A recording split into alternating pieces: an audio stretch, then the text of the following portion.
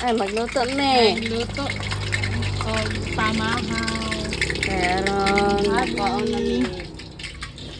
Ito pala yung tindahan namin. Naglalaba.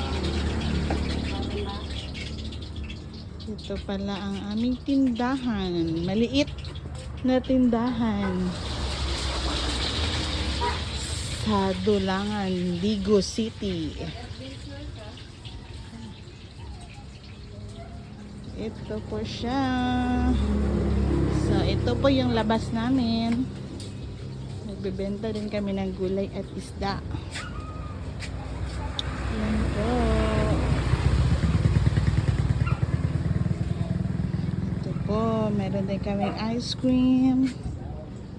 Ito po yung labas namin. Okay. Yan lang.